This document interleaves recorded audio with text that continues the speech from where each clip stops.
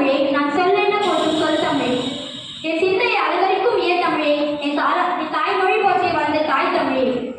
என் பேச வந்த தலைப்பு மகாத்மா காந்தியின் ஒத்துழையாமை இயக்கம். ஒத்துழையாமை இயக்கம் நாட் கோஆபரேஷன் மூவ்மெண்ட். காந்தியால் 1920ஆம் ஆண்டு தொடங்கப்பட்ட ஒத்துழையாமை இயக்கம் பிரிட்டிஷ் ஆட்சிக்கு எதிராக இந்தியர்களின் ஒத்துழைப்பை திரும்பப் பெற வேண்டும் என்ற நோக்கத்துடன் அமைக்கப்பட்ட ஒரு அரசியல் பிரச்சாரமாகும்.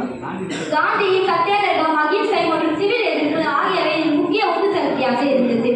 இந்த இயக்கம் சுயராஜ்யத்தை அடைவதை நோக்கமாக கொண்டிருந்தது. மேலும் காந்தியை இந்திய தேசிய காங்கிரஸ் தலைவராக உருவெடுத்தார்.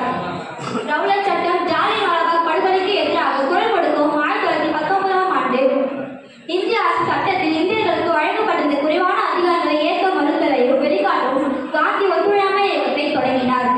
இந்தியர்கள் காலனி அரசுடன் அனைத்து செயல்பாடுகளுக்கும் ஒத்துழைக்க மறுத்தனர். மாணவர்கள் கல்லூரிக்கு செல்லாமல் இருப்பது, வழக்கறிஞர்கள் நீதிமன்றங்களுக்கு செல்லாமல் இருப்பது போன்ற செயல்கள் மூலம் அரசுக்கு ஒத்துழைப்பு தராமல் தங்கள் எதிர்ப்பை தெரிவித்தனர்.